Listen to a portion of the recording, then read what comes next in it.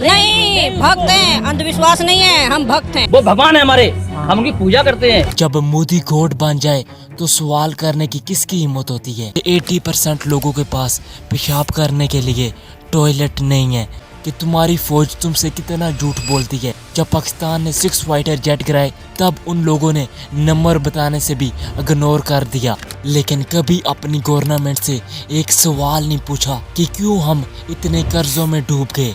अगर सारा गुस्सा बॉर्डर के उस पार चला जाएगा तो देश के अंदर कोई सवाल करने की हिम्मत नहीं करेगा। मैं आप लोगों को ऐसे 30 प्रूफ दिखाने वाला हूँ जिनको देखने के बाद आप लोगों का नजरिया बदल जाएगा। गोदी गोदी है तो मुमकिन है गोदी। इंडिया वाले बोलते हैं पाकिस्तान एक भिखारी मुल्क है, तो एक बात बताओ, अगर लोन लेने से कोई भिखारी बन जाता है तो पाकिस्तान से 6 गुना ज्यादा इंडिया के ऊपर लोन है। तो फिर भिखारी कौन हुआ, पाकिस्तान या फिर इंडिया? तुम लोग पाकिस्तान से नफरत करना सीख गए। लोगों को बोलो पाकिस्तान हमारा सबसे बड़ा दुश्मन है, लेकिन कभी अपनी गवर्नमेंट से एक सवाल नहीं पूछा कि क्यों हम इतने कर्जों में डूब गए। क्यों तुम उस टीवी पर झूठ देखकर उसको सच समझते रहे? क्या हक था उस मीडिया का तुम्हारे ब्रेन को कंट्रोल करने का? देखो, पाकिस्तान से नफरत करनी है, मीडिया को बोल 2 लोगों के ब्रेन को कंट्रोल करो। मैं बोलूंगा सर, खुल खुल के झूठ बोलूंगा। आज तुम लोगों की आंखें खुलने वाली हैं, क्योंकि तुम लोगों को वो चीजें दिखाऊंगा जो कभी भी तुम्हारी मीडिया नहीं दिखाती, और कैसे तुम्हें गवर्नमेंट ने बेवकूफ बनाया। पाकिस्तान से नफरत करना तो सिखा दिया, लेकिन कभी भी अपने घर के झूठ तुम्हें नहीं बताए। लोगों को बेवकूफ बनाओ।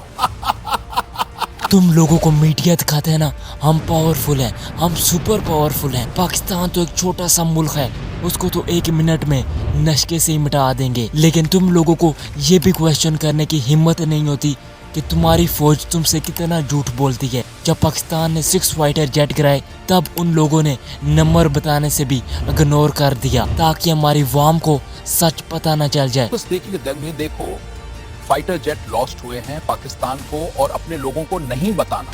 और मीडिया तो आप लोगों का वैसे भी बिका हुआ है। ये अज्ञात बॉर्डर पर पाकिस्तान के भीतर दाखिल हो गई भारतीय सेना।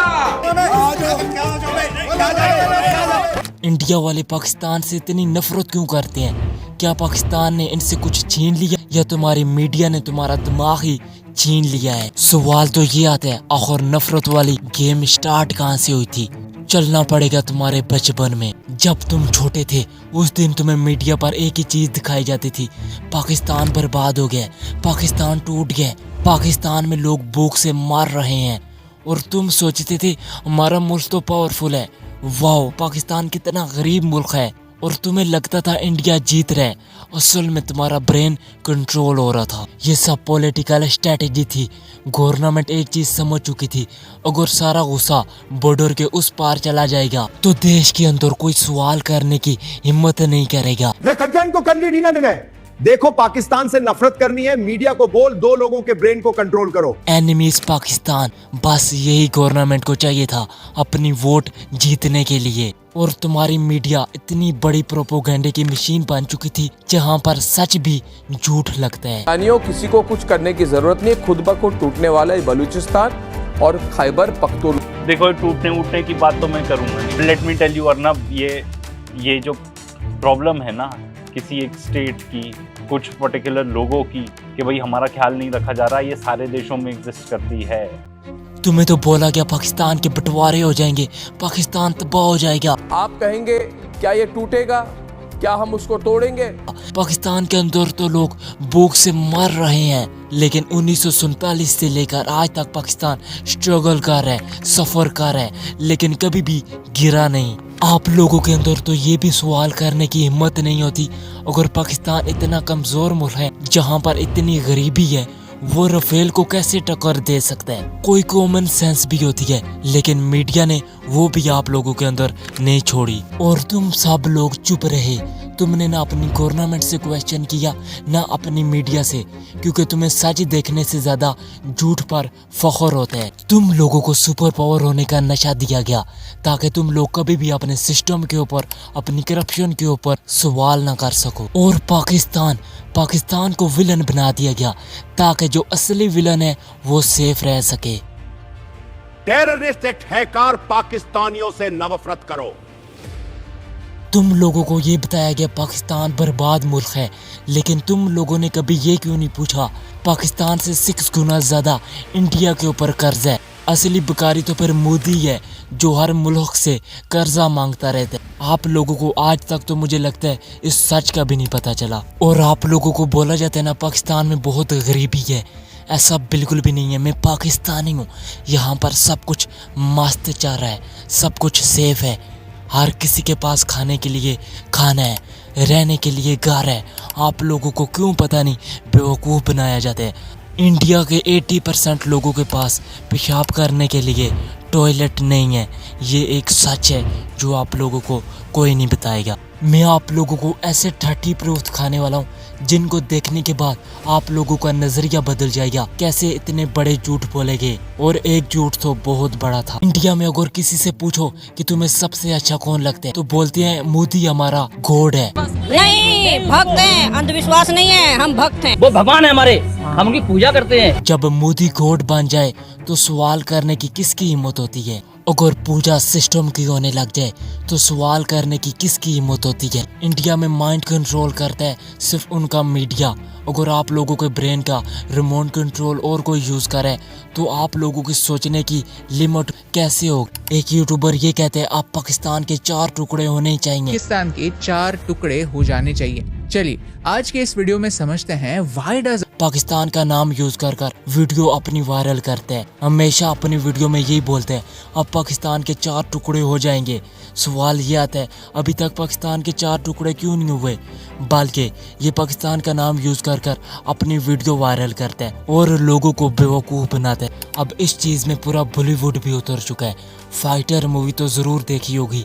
इस सीन को देखो और आप लोगों को खुद ही पता चल जाएगा कि कौन वीक है। लेकिन अब उन्हें दिखाना पड़ेगा कि